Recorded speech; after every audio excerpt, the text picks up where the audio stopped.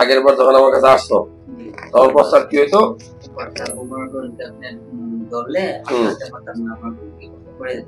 প্রস্তাব করে দিত।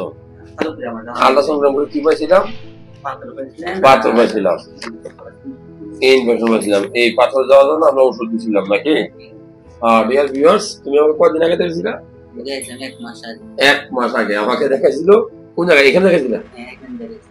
1 মাস আগে দেখাইছিল। প্রস্তাবের থলিতে পাথর ছিল, ঠিক আছে, ক্লিয়ার পাথর। এখন সেই পাথর কই? এই যে পাথর, দেখেন, এই যে পাথর। অর্থাৎ এই এখনই প্রস্তাব করে সেটা নিয়ে আসে, কালকে দিয়ে দাও পাথর, অরিজিনাল পাথর একদম। পুকুর নদীতেও কিন্তু খায়, সমুদ্র কিন্তু এরকম পাথর পাওয়া যায় না, পাওয়া যায় ক্লিয়ার। যারা ভিডিওটা দেখছেন, ওষুধ খেলে ছোট ছোট পাথর প্রস্তাবের থলি কিডনি থলি থেকে বের হয়ে যায়, এই প্রমাণ দেখেন। বেরোছে পাথর ক্লিয়ার তো?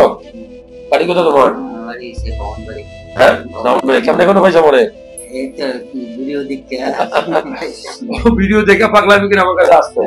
আল্ট্রাসাউন্ড করে 1 মাস আগে পাথর পাইছিলাম, ওষুধ দিয়েছিলাম, আজকে আবার আসছে।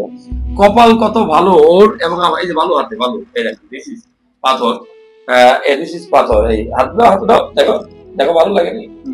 ইয়েস, দিস ইজ মানে মানুষের পেটে, মানুষের প্রস্রাবের থলিতে যে পাথর হয়, আপনি কক্সবাজারে যে পাথর হয়, একই একই না? ভালো তো?